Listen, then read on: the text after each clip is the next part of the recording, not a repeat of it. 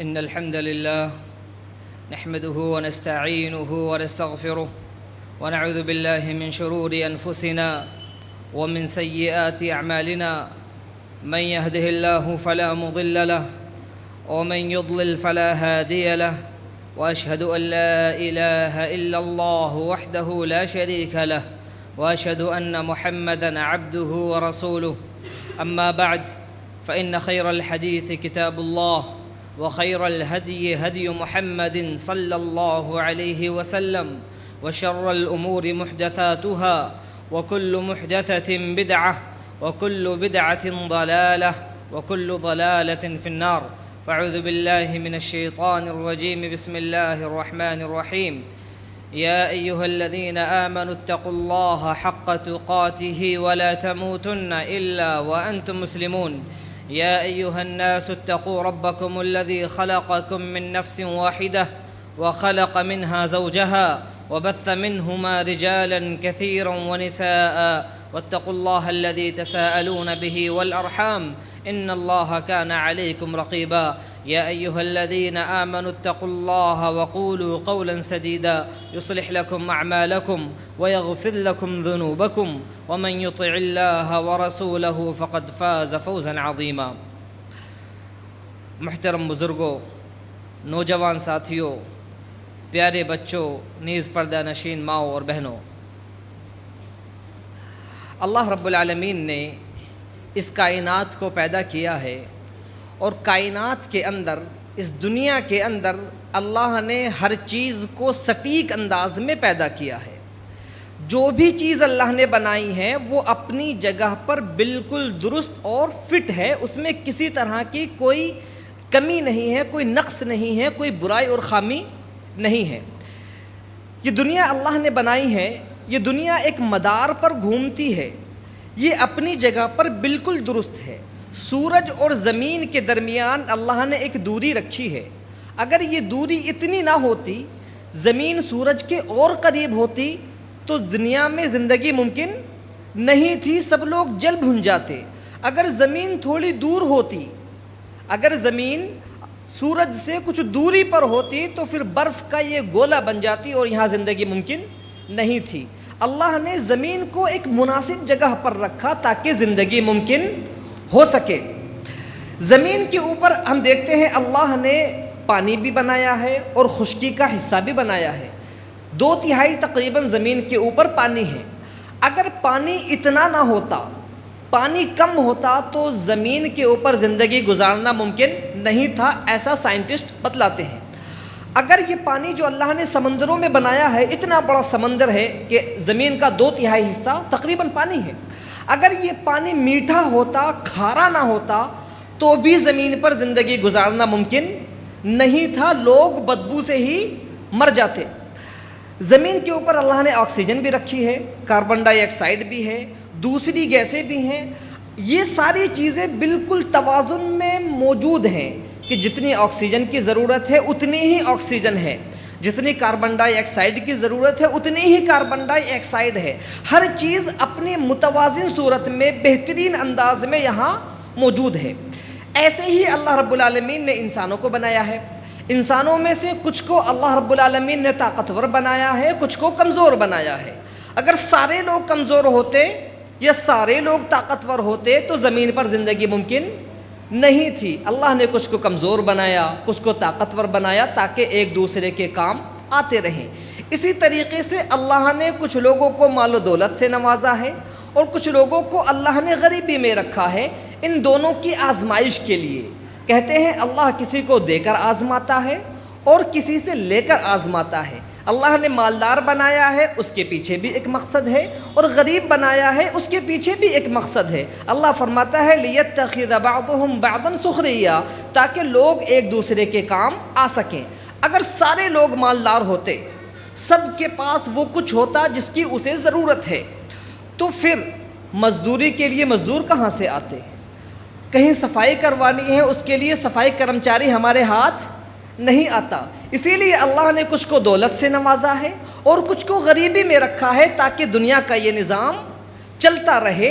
سب چیزیں اپنی جگہ پر بالکل درست اور فٹ ہیں. کہیں کسی چیز میں کوئی کمی نہیں ہے۔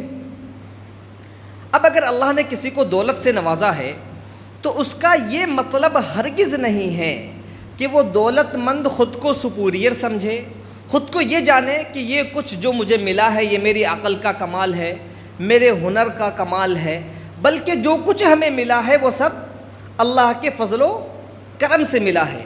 اگر انسان کے دل سے یہ خیال نکل جائے کہ جو کچھ ہمیں ملا ہے یہ اللہ کے فضل سے نہیں ملا، اس میں ہمارے اپنے کرتوتوں کا ہاتھ ہے، ہماری اپنی مہارت ہے جس کی وجہ سے ہمیں دولت ملی ہے، تو انسان تباہی کی طرف چلنا شروع کر دیتا ہے۔ قارون کو ہم سب جانتے ہیں، اللہ نے فرمایا ان قارون کان من قوم موسیٰ فبغى علیہ، کہ قارون جو ہے موسیٰ علیہ السلام کی قوم میں سے تھا، یعنی قارون فرعون کی قوم میں سے نہیں تھا، بلکہ فرعون کے بالمقابل جو بنی اسرائیل مصر میں رہتے تھے ان بنی اسرائیل میں سے ایک قارون تھا، لیکن اللہ نے اسے بہت زیادہ مال و دولت سے نواز رکھا تھا۔ اس کے پاس دولت کا یہ عالم تھا کہ وہ دولت جن تجوریوں میں رکھتا تھا ان تجوریوں کی چابی اٹھا کر چلنے والے پہلوان ہوا کرتے تھے، دولت اٹھا کر چلنے والے نہیں، بلکہ دولت جن تجوریوں میں ہے ان تجوریوں کی چابیاں اٹھانے والے لَتَنُوءُ بِالْعُصْبَةِ أُولِي الْقُوَّةِ، طاقتور لوگ ان چابیوں کو اٹھا کر چلا کرتے تھے۔ اتنی دولت اللہ نے اسے نواز دے رکھی تھی، اللہ نے اتنی دولت سے اسے نواز رکھا تھا۔ لوگ کہتے تھے اس کے لا تفرح، کہ گھمنڈ مت کرو، ان اللہ لا يحب الفرح، اللہ تعالیٰ گھمنڈ کرنے والوں کو پسند نہیں کرتا۔ تو وہ کہتا تھا انما اوتیتہ علی علم عندی، کہ میرے پاس جو علم ہے اس علم کی بدولت اللہ نے مجھے یہ سب دے رکھا ہے، میرے پاس جو مہارت ہے، میرے پاس جو فن ہے، میرے پاس جو کلا ہے، یہ اسی کا نتیجہ ہے کہ اللہ نے مجھے مال و دولت سے نواز رکھا ہے۔ اللہ کو یہ اس کی ادا پسند نہیں آئی۔ اللہ نے لخسفنا بہ وبدارہ الارض، ہم نے اسے اس کے گھر کے ساتھ دولت کے ساتھ زمین میں دھسا دیا۔ کہ اگر انسان کے دل میں یہ خیال آ جائے کہ جو کچھ ہمیں ملا ہے یہ ہمارے اپنے کرتوتوں کی وجہ سے ہے، اپنی کلا اور اپنے فن کی وجہ سے ہے، تو اللہ کو یہ پسند نہیں ہے۔ بنی اسرائیل کا وہ واقعہ آپ حضرات نے سنا ہوگا کہ اللہ نے 3 لوگوں کے امتحان کا فیصلہ کیا۔ ان میں سے ایک شخص کو داغ کی بیماری تھی، اس کے جسم پر سفید داغ تھے جسے عربی میں ابرص کہتے ہیں۔ دوسرا شخص گنجا تھا، سر پر اس کے بال نہیں تھے، اور تیسرا نابینا تھا۔ تینوں غریب بھی تھے اور بیمار بھی تھے۔ اللہ نے فیصلہ کیا کہ ان تینوں کو آزمایا جائے۔ ایک فرشتہ رب العالمین نے بھیجا، وہ اس شخص کے پاس آیا جسے سفید داغ کی بیماری تھی۔ اس کے پاس آ کر اس نے کہا کہ بھائی بتائیے تمہیں کیا چاہیے، مانگو جو مانگنا ہے۔ وہ کہتا ہے کہ میری یہ جو بیماری ہے یہ ختم ہو جائے، دیکھنے بھالنے میں اچھا لگنے لگوں، اور کیا چاہیے۔ وہ فرشتہ دعا کرتا ہے، ہاتھ پھیرتا ہے اس کے اوپر اور وہ صحیح ہو جاتا ہے، چمتکار۔ دوبارہ فرشتہ پوچھتا ہے تمہیں کون سا مال پسند ہے، کیا تمہیں دیا جائے جس سے تمہیں خوشی ہوتی ہے، جس کو تم چاہتے ہو کہ تمہارے پاس یہ دولت ہو۔ تو وہ کہتا ہے میرے پاس اونٹ ہو، مجھے اونٹ پسند ہے۔ تو اسے ایک گیابن اونٹنی فرشتہ دے دیتا ہے اور برکت کی دعا دیتا ہے، چلا جاتا ہے۔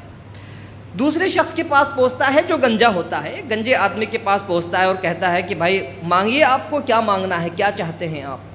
وہ کہتا ہے کہ میرے سر پر بال نہیں ہیں، لوگ مجھے غلط الٹا سیدھا بولتے ہیں، میں چاہتا ہوں میں دوسروں کی طرح دیکھنے میں اچھا لگنے لگوں، میرے سر پر بھی بال آ جائیں۔ اس کے سر پر ہاتھ پھیرا جاتا ہے اور بال آ جاتے ہیں۔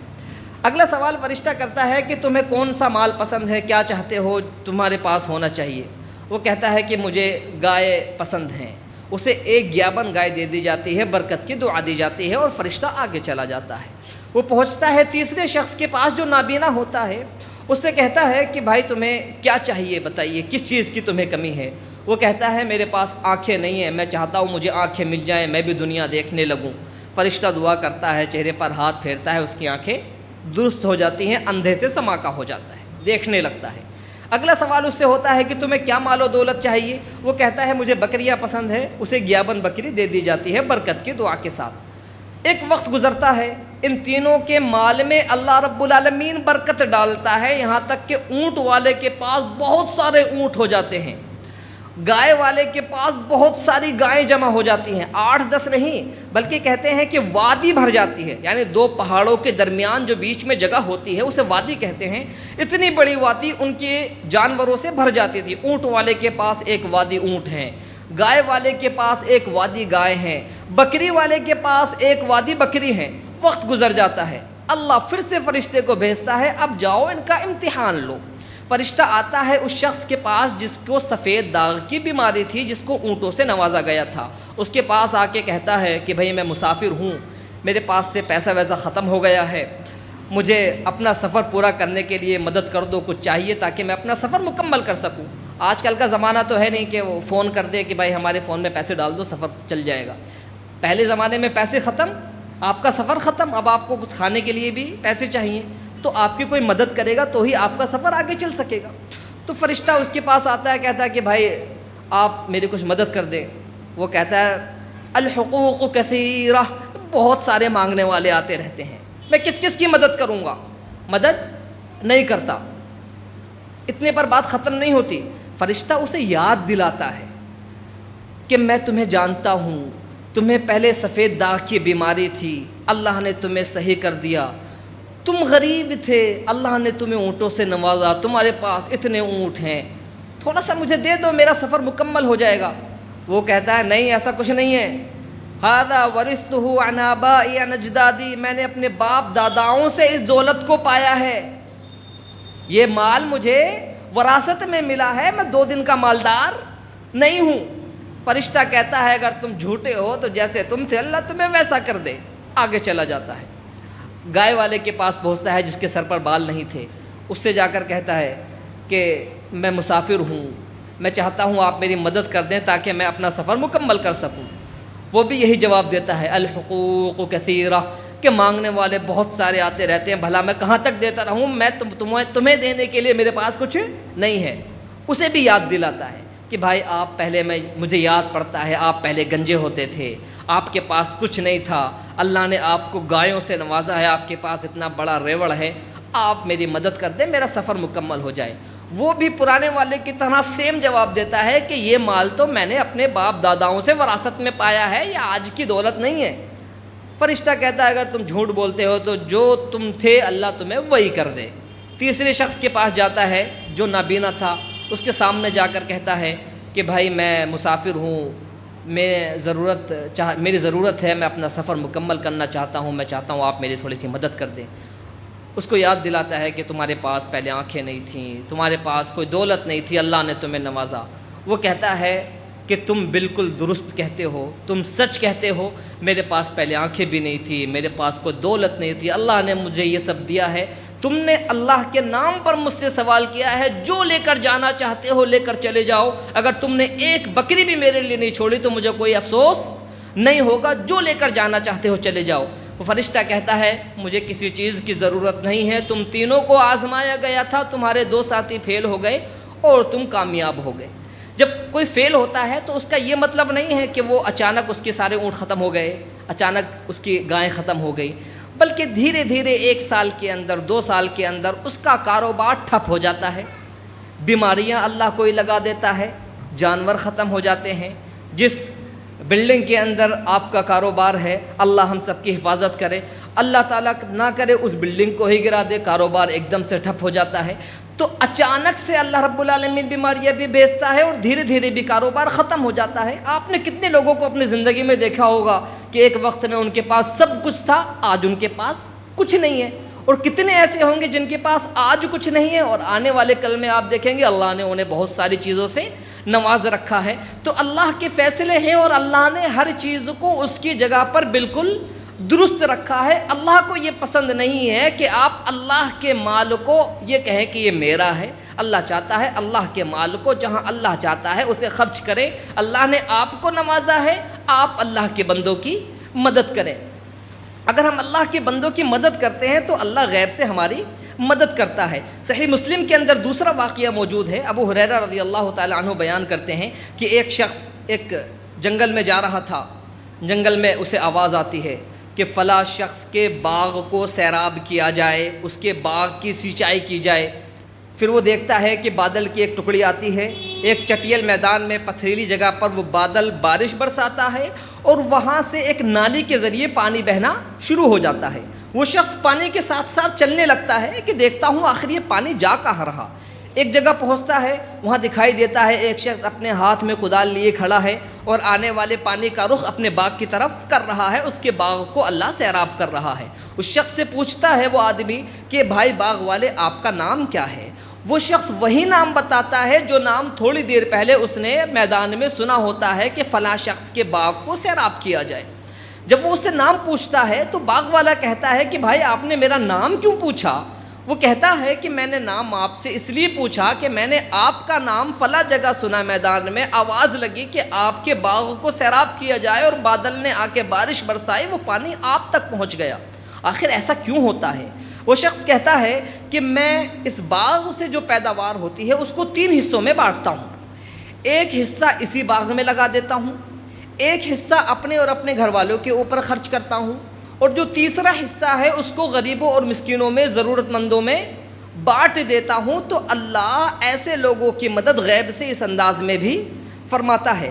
اگر کوئی شخص غریبوں کا حصہ کاٹ لے تو اللہ تعالیٰ بھی اس سے اپنا ہاتھ کھینچ لیتا ہے۔ سورہ قلم کے اندر 29ویں پارے میں اللہ نے واقعہ بیان کیا باغ والوں کا، کہ ایک شخص تھا، اس کا باغ تھا اور وہ باغ میں سے غریبوں اور مسکینوں کو دیا کرتا تھا۔ جب توڑان کا وقت ہوتا تو وہ غریبوں میں توڑان کے بعد بانٹ دیا کرتا تھا، اپنے ضرورت کے لیے بھی رکھتا تھا، غریبوں میں بھی بانٹتا تھا۔ اس شخص کا انتقال ہو گیا، اولاد کے ہاتھ میں جب باغ آیا تو اولاد نے کہا کہ ہمارے ابا تو بڑی فضول خرچی کرتے تھے، لوگوں میں ایسی فری میں بانٹ دیتے تھے، ہم یہ کام نہیں کریں گے۔ سب نے رات میں آپس میں اتفاق کر لیا کہ صبح جب لوگ ہمارے یہاں توڑان ہونا ہے، صبح پہنچیں گے لوگ اپنا حصہ لینے، غریب لوگ آئیں گے، ہم ایسا کرتے ہیں اس سے پہلے ہی باغ میں چلتے ہیں اور توڑان کر کے لے آتے ہیں، جب غریب لوگ جائیں گے تو وہاں پہ کچھ ہوگا ہی نہیں۔ پلان بناتے ہیں، سو جاتے ہیں، صبح اٹھتے ہیں، صبح سویرے لوگوں کے اٹھنے سے پہلے ایک دوسرے کو آواز دیتے ہیں کہ آؤ بھائی آؤ، چلو چلتے ہیں باغ کی توڑان کر لیں۔ باغ میں پہنچتے ہیں، دیکھتے ہیں باغ دکھائی نہیں دے رہا، باغ کہاں ہے؟ کہتے ہیں شاید ہم راستہ بھٹک گئے، کہیں اور آ گئے، باغ تو ہمارا دوسری طرف ہے۔ ان میں سے ایک کہتا ہے کہ راستہ نہیں بھٹکے، اللہ کا عذاب آیا ہے اور وہ باغ جل کر خاک ہو گیا ہے۔ یعنی انسان نے نیت کی غلط، اللہ کے بندوں کو اللہ کے مال سے محروم کرنے کے لیے سوچا تو اللہ نے اس کو اپنے مال سے محروم کر دیا۔ اسی لیے ہمیں چاہیے کہ ہم اللہ کے راستے میں زیادہ سے زیادہ خرچ کریں۔ اللہ فرماتا ہے من ذا الذی یقرض اللہ قرضا حسنا فیضاعفہ لہ اضعافا کثیرا، کہ کون ہے جو اللہ کو قرض دے، کیا دے؟ قرض دے، ادھار دے، تو اللہ اس ادھار کو بڑھا کر تمہیں واپس کر دے گا۔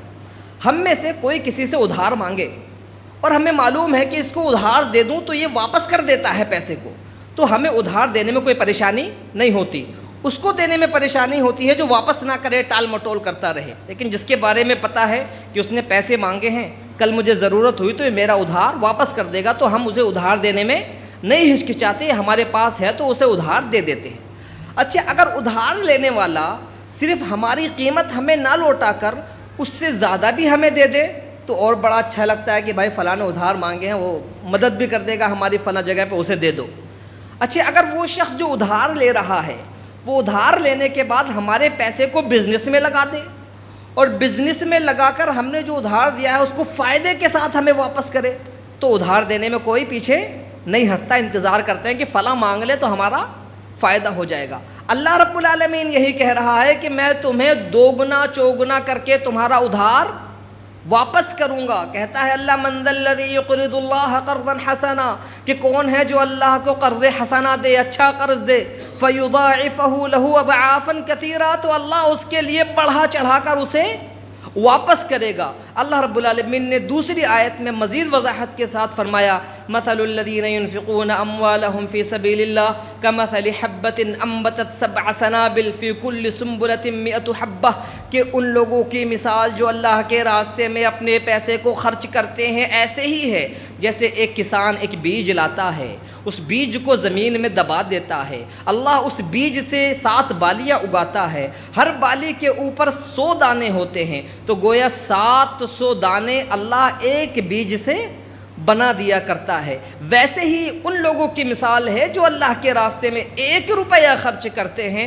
اللہ اس کی پرورش کرتا ہے، اس روپے کو بڑھاتا ہے، یہاں تک کہ جب انسان اللہ سے ملے گا تو 700 گنا اجر اس کا اللہ رب العالمین کے یہاں پائے گا۔ انسان دنیا میں ہے، دنیا سے چلا جائے اور اسے موقع دیا جائے کہ دوبارہ دنیا میں آپ جائیں، تو دنیا میں جا کر آپ کیا کریں گے؟ مثال کے طور پر کوئی شخص مکہ گیا ہو عمرہ کرنے، وہ واپس انڈیا آ جائے، ہم ان سے پوچھیں کہ بھائی آپ کو دوبارہ اگر مکہ کا ٹکٹ دیا جائے تو آپ جا کر کیا کرو گے؟ وہ کہے گا کہ بھائی مجھے موقع ملے تو جا کر سب سے پہلے حج اور عمرہ کروں گا، اللہ رب العالمین کے گھر کا دیدار کروں گا۔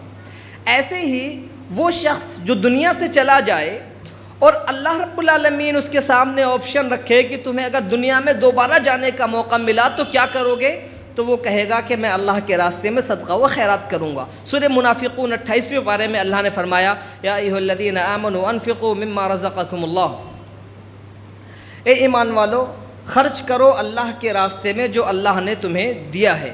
یا ایھا الذین آمنوا انفقوا مما رزقناکم من قبل ان یأتی احدکم الموت فیقول رب لولا اخرتنی الی اجل قریب فاصدق واکن من الصالحین، کہ اللہ تو اگر میری موت کو تھوڑا سا اور ٹال دے، تھوڑا سا اور ٹائم مجھے مل جائے، فاصدق تو میں تیرے راستے میں صدقہ کروں گا، واکن من الصالحین اور نیک لوگوں میں سے ہو جاؤں گا۔ کیونکہ صدقہ و خیرات کا جو معاملہ ہے یہ چھوٹا سا نہیں ہے۔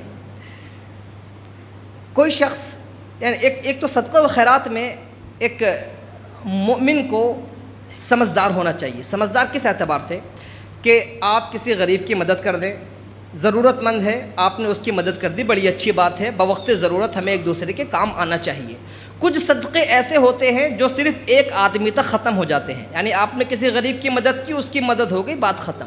کچھ صدقے ایسے ہیں جو ریگولر چلتے رہتے ہیں۔ مثال کے طور پر آپ نے کوئی مسجد بنوا دی تو وہاں مسجد بنانے کا ثواب، مسجد بنانے کے بعد مسجد میں جب تک لوگ نماز پڑھتے رہیں گے ان کے نماز پڑھنے کا ثواب، وہاں لوگ بیٹھ کر قرآن پڑھیں گے ان کے قرآن پڑھنے کا ثواب، وہاں مسافر آ کر آرام کرے گا اس کے آرام کرنے کا ثواب۔ اور یہ 1 یا 2 دن کی بات نہیں ہے، جب تک وہ چیز قائم رہے گی آپ کو اس کا ریگولر ثواب ملتا رہے گا، حالانکہ آپ دنیا سے جا چکے ہوں گے۔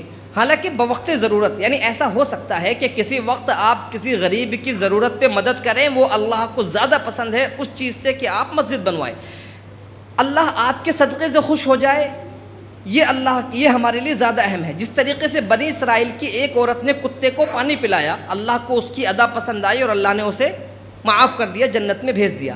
ایسے ہی آپ کسی غریب کی بوقت ضرورت مدد کریں، یہ ضروری ہے۔ لیکن کبھی آپ کے پاس چانس ہے کہ آپ کے سامنے کوئی غریب نہیں ہے، آپ کے پاس پیسہ موجود ہے، تو آپ اس پیسے کو اس جگہ خرچ کریں جہاں خرچ کرنے کا فائدہ آپ کو دیر تک ملتا رہے، جیسے مسجد بنوا دینا، مدرسوں میں خرچ کر دینا، یا دوسری ضرورت کی چیزیں، ہاسپٹل آپ نے بنوا دیا، وہاں لوگوں کا علاج ہوتا رہے، لوگ آپ کو دعائیں دیتے رہے، آپ کو اس کا ثواب ملتا رہے گا۔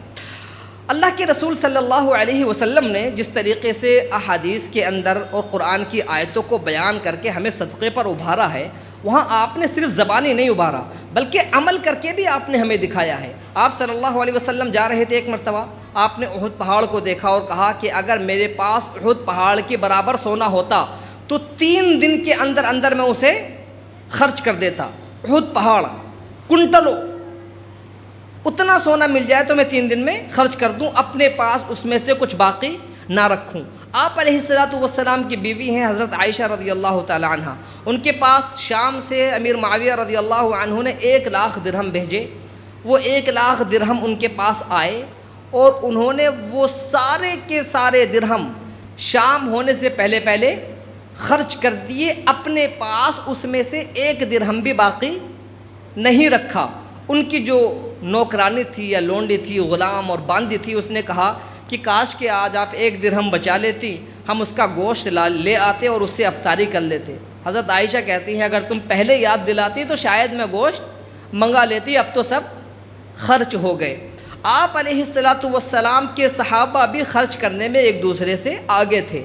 آپ نے واقعہ سنا ہوگا غزوہ تبوک کا، جب تبوک کے لیے مسلمان جنگ پر گئے تو ایسا وقت تھا جیسے ہمارے یہاں سمجھے آم کا جو سیزن ہوتا ہے، آم کا سیزن شروع ہونے والا ہو، پیڑوں پر آم پکنے والے ہوں، اس وقت آپ سے کہا جائے کہ بھائی اب آپ امروہہ چھوڑ کر باہر چلیں اور 1 مہینے بعد واپس آنا ہے، تو دکھائی دیتا ہے کہ 1 مہینے میں ہم جائیں گے، ہمارا تو سارا فصل ختم ہو جائے گا، سارا موسم برباد ہو جائے گا، ساری فصل تباہ ہو جائے گی، ہمیں ہرے ہاتھ کچھ نہیں آئے گا۔ تو غزوہ تبوک کا وہی وقت تھا، گرمی کا وقت تھا، باہر نکلنا تھا، کھجور پکنے والے تھے، صحابہ کرام کے پاس کچھ تھا نہیں۔ اللہ کے رسول نے کہا کہ صدقہ کرو، جو فوج جائے گی، فوج کی تیاری کے لیے پیسہ چاہیے، اس کو کھانے پینے کا انتظام چاہیے، 10,000 لوگ بھی ہیں تو 10,000 کا روزانہ کا کھانا کتنا خرچہ ہوگا آپ اندازہ لگا سکتے ہیں، ایک شادی بیاہ ہم کرتے ہیں کتنا خرچہ ہو جاتا ہے، تو 10,000 لوگوں کا روزانہ کا کھانا ہے، 20 دن تبوک پہنچیں گے، 20 دن میں واپسی ہوگی، وہاں بھی رہیں گے اور چوٹے بھی لوگوں کے لگیں گے، راستے کی سواری بھی چاہیے، تو اچھی خاصی پیسے کی ضرورت تھی۔ اللہ کے رسول نے صحابہ کو ابارا کہ صدقہ کرو۔ حضرت عمر صدیق رضی اللہ تعالی عنہ اپنی دولت میں سے آدھا مال لے کر حاضر ہو گئے کہ اللہ کے رسول یہ میری دولت میں سے آدھا ہے اللہ کے راستے میں، یہ کم نہیں ہوتا، آدھا مال کم نہیں ہے۔ ہم جب اللہ کے راستے میں خرچ کرنا چاہتے ہیں تو اپنی جیب میں ہاتھ ڈال کے سب سے چھوٹا نوٹ نکال کے صدقہ کرتے ہیں، جیب میں سے نکال کے سب سے بڑا نوٹ نہیں دیتے، سب سے چھوٹا جو نوٹ ہوتا ہے جو گلنے لگتا ہے اس نوٹ کو ہم صدقہ کرتے ہیں۔ جبکہ حضرت عمر رضی اللہ تعالی عنہ نے اپنی آدھی جائیداد، آدھا مال اللہ کے راستے میں صدقہ کر دیا۔ وہیں پر ابو بکر صدیق رضی اللہ تعالی عنہ آتے ہیں اور اپنا پورا مال اللہ کے راستے میں صدقہ کر دیتے ہیں۔ اللہ کے رسول کہتے ہیں کہ ابھی اور ضرورت ہے، اور ضرورت ہے۔ حضرت عثمان صدیق رضی اللہ تعالی عنہ کھڑے ہوتے ہیں، کہتے ہیں اللہ کے رسول 100 اونٹ میری طرف سے جو سامانوں سے لدے ہوئے ہوں آپ کے لیے، 100 اونٹ کم نہیں ہوتے۔ اگر کوئی کسی کو قتل کر دے نعوذ باللہ، تو قتل کا جو فدیہ ہے اسلام میں، یعنی جان کے بدلے جو اسلام نے رکھا ہے وہ 100 اونٹ ہیں، کہ گھر والے یہ کہیں کہ ہم اس کو قتل نہیں کر رہے، بدلے میں ہمیں یہ پیسے دے دیں، تو 100 اونٹ اگر آپ دے دیں تو ایک جان کے برابر اسلام میں اسے مانا جاتا ہے۔ حضرت عثمان نے 100 اونٹ دیے، وہ بھی سامان سے لدے ہوئے، خالی نہیں، سب پر کھانے پینے کا سامان لدا ہوا ہے۔ اللہ کے رسول کہتے ہیں کہ عثمان جنتی ہیں۔ پھر اعلان کرتے ہیں کہ ابھی اور ضرورت ہے۔ حضرت عثمان کہتے ہیں کہ اللہ کے رسول 100 اور اونٹ میری طرف سے جو سامانوں سے لدے ہوئے ہوں۔ اللہ کے رسول کہتے ہیں کہ عثمان تم جنتی ہو۔ پھر آپ اعلان کرتے ہیں، حضرت عثمان پھر سے 100 اونٹ دیتے ہیں جو سامانوں سے لدے ہوئے ہوں۔ آپ علیہ الصلوۃ والسلام کہتے ہیں ما اضر عثمان ما فعل بعد هذا اليوم، آج کے بعد عثمان جو بھی کریں انہیں کوئی نقصان نہیں ہے، وہ جنتی ہیں۔ پھر اللہ کے رسول مطالبہ کرتے ہیں ابھی اور ضرورت ہے۔ حضرت عثمان گھر جاتے ہیں، 1000 دینار صدقہ کرتے ہیں۔ 1000 دینار کم نہیں ہے، سننے میں تو 1000 ہیں۔ 1 دینار کا وزن 4.25 گرام ہوتا ہے، 4.25 گرام 1 دینار کا وزن ہوتا ہے۔ اگر آپ 1000 دینار کو ناپیں گے تو تقریباً 4.25 کلو سونا ہو جائے گا۔ کتنا؟ 4.25 کلو سونا، اور اس کو اگر آپ ہندوستانی کرنسی میں آج دیکھیں تو تقریباً 4 کروڑ سے اوپر بنتے ہیں۔ اتنا مال انہوں نے اور بھیجا۔ یہ عثمان رضی اللہ تعالی عنہ ہیں۔ اس طریقے کے بہت سارے واقعات ہیں جن سے تاریخ بھری پڑی ہے۔ اسلام یہ نہیں چاہتا کہ آپ 1 کروڑ روپے خرچ کریں تو ہی صدقہ مانا جائے گا۔ اللہ کے رسول صلی اللہ علیہ وسلم فرماتے ہیں اتقوا النار ولو بشق تمرہ، کہ آگ سے بچو، جہنم کی آگ سے بچو، چاہے کھجور کا 1 ٹکڑا، پورا کھجور نہیں، کھجور کا 1 ٹکڑا دے کر ہی تم کیوں نہ صدقہ کرو۔ یعنی اگر آپ کے پاس دینے کے لیے 1000 نہیں ہے، 500 دے دیں، 500 نہیں ہے 100 دے دیں، 100 نہیں ہے 10 دے دیں، 10 نہیں ہے تو 1 دے دیں، جتنا ہو سکتا ہے اللہ کے راستے میں صدقہ کریں۔ صحابہ اکرام نے غزوہ تبوک کے موقع پر جب خود گھر میں نہیں تھا کچھ، مزدوری کی، مزدوری کر کے جو لپو بھر کھجور مزدوری میں ملے وہ لا کر صدقہ کر دیے۔ صدقہ کرنے کے لیے صرف ایسا نہیں ہے کہ ہم مال دیں، کوئی رکشہ چلاتا ہے، اسے کوئی غریب نظر آ رہا ہے تو اس کو فری میں چھوڑ دے، یہ بھی صدقہ ہے۔ کسی کا ہوٹل ہے، کسی غریب کو فری میں کھانا کھلا دے، یہ بھی صدقہ ہے۔ تھوڑے سے پیسے کسی کو دے دے، یہ بھی صدقہ ہے۔ سعودی عرب کے اندر ایک برانڈ ہے البیک، شاید لوگوں نے نام سنا ہو، گوشت وہ چکن وغیرہ کا بیچتے ہیں، اور جیسے KFC وغیرہ ہے اس طریقے کی ایک برانڈ ہے البیک۔ البیک کا جو مالک تھا وہ ہر کھانے پر 1 ریال صدقہ کرتا تھا۔ جو بھی کھانا اس کے یہاں سے روزانہ بکتا تھا، اس کھانے میں سے 1 ریال اس کا صدقہ ہوتا تھا، الگ سے نہیں لیتا تھا۔ جو کھانے کی قیمت ہے اس وقت 12-13 ریال تھی، تو اب آج کل 17 ریال ہے، تو اسی میں سے 1 ریال صدقہ ہوتا تھا۔ جب اس کا انتقال ہو گیا، البیک جو لوگ گئے ہوں گے انہوں نے دیکھا ہوگا کہ وہاں اس کے لیے عام طور پہ کہیں اور بھیڑ ہو یا نہ ہو، البیک پہ بھیڑ ملتی ہے، آپ کو 1 گھنٹہ لائن میں لگ کر کھانا ملتا ہے۔ تو وہ 1 ریال صدقہ کرتا تھا۔ جب اس شخص کا انتقال ہوا، اس کے بچوں کے ہاتھ میں ہوٹل آیا، اس کی بہت ساری برانچز ہیں سعودی عرب میں، تو جہاں وہ صدقہ کیا کرتے تھے ان لوگوں نے سوچا کہ پتہ نہیں بیٹے دیں گے یا نہیں دیں گے۔ بیٹوں کے ساتھ میٹنگ ہوئی تو بیٹوں نے کہا کہ والد صاحب 1 ریال دیتے تھے، تو 1 ریال جو والد صاحب کا تھا وہ تو چلتا رہے گا، 1 ریال ہم اپنی طرف سے بھی دیں گے۔ تو آج وہ 1 کھانے پر 2 ریال صدقہ کرتے ہیں۔ اور اس کی برکت ہے کہ آپ نے وہاں جائیں گے یا جو لوگ گئے ہوں گے انہوں نے دیکھا ہوگا کہ ماشاءاللہ البیک کی جتنی بھی برانچز ہیں الحمدللہ سب میں ہی بھیڑ لگی ہوئی ملے گی، خالی نظر نہیں آئیں گی۔ تو اللہ کے راستے میں آپ خرچ کریں، اللہ اس کا بدلہ آپ کو دنیا میں بھی دیتا ہے اور اس کا بدلہ آخرت میں بھی ملے گا اگر ہماری نیت خالص ہے تو۔ اللہ سے دعا ہے اللہ ہمارے دلوں میں اخلاص پیدا کرے، اللہ رب العالمین ہمیں اپنے راستے میں خرچ کرنے والا بنائے، جو صدقہ و خیرات ہم کرتے ہیں اللہ رب العالمین اسے قبول فرمائے۔ اللہ رب العالمین ان سارے اعمال کو ہمارے لیے جو ہماری نیکیوں کا پلڑا ہے اللہ رب العالمین اس میں رکھے، اللہ ہمارے اعمال کو جنت میں جانے کا ذریعہ بنائے۔ جو لوگ بیمار ہیں اللہ رب العالمین انہیں شفائے کاملہ عاجلہ عطا فرمائے، جو مقروض ہیں اللہ رب العالمین ان کے قرض کی ادائیگی کے فیصلے فرمائے، جو بے اولاد ہے اللہ رب العالمین انہیں اولاد سے نوازے۔ ہمارے جو اعزہ و اقربا جو احباب دنیا سے جا چکے ہیں اللہ رب العالمین ان کی مغفرت فرمائے۔ ہمارے دوست ہیں ان کے والد صاحب کا انتقال ہوا اللہ رب العالمین ان کی بھی مغفرت فرمائے۔ اللہ رب العالمین سارے مسلمانوں کی جو دنیا سے جا چکے ہیں مغفرت فرمائے۔ اللہ سب کو کروٹ کروٹ قبر کے اندر چین و سکون نصیب فرمائے، جنت اللہ رب العالمین ہم سب کا ٹھکانہ بنائے، آمین۔ وآخر دعوانا ان الحمد للہ رب العالمین۔